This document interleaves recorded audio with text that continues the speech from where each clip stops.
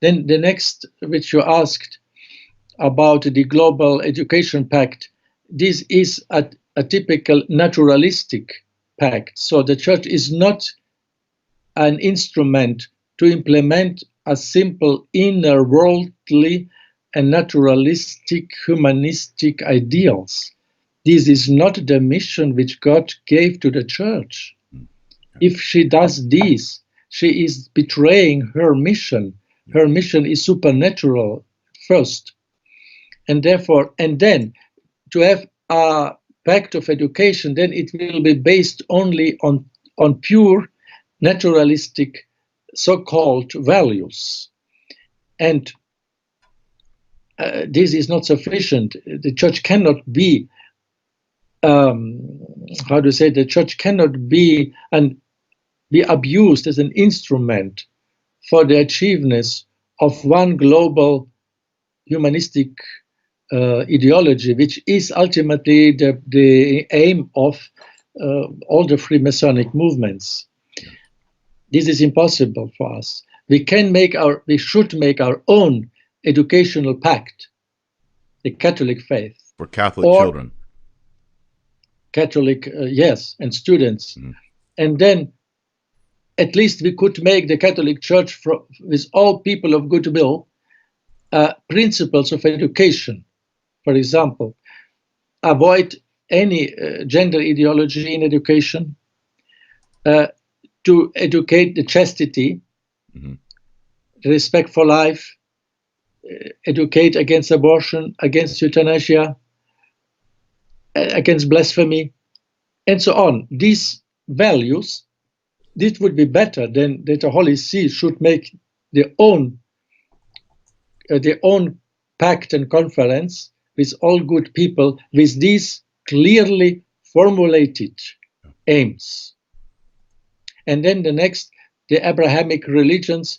This is not true, because the only Abrahamic religion today is the Christianity, I mean, and specifically the Catholic Church. Yes. The Christians are the children of Abraham, because Christ said to the Jews, if you would be children of Abraham, you would love me. That's right.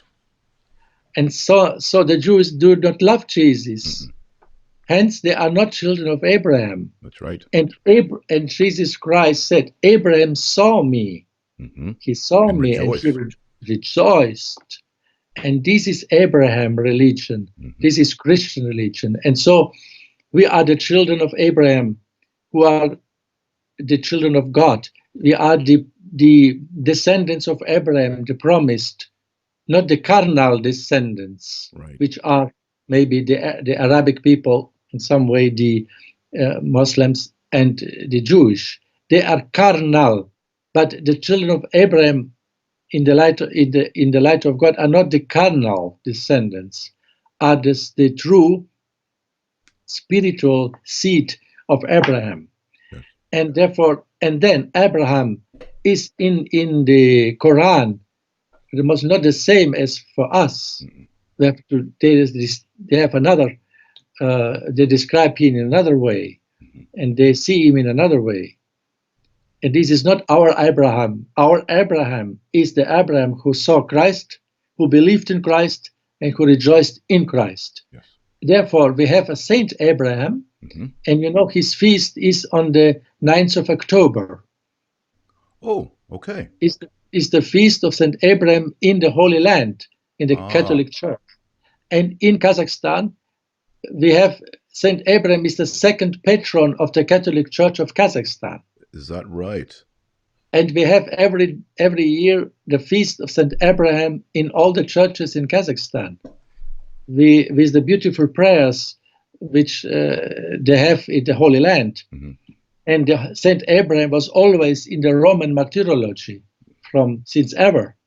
Yes, and it seems that in the old divine office before the Second Vatican Council, that the Old Testament saints are more visible. Am I right about this? Exactly, they are more visible. Yes. Especially as you move closer, I believe as you move closer and closer to Advent, you start getting all the Old Testament prophets and patriarchs. We have a feast in the Old Missal. Yes. Of the Maccabees. Yes. For example. Mhm. Hmm.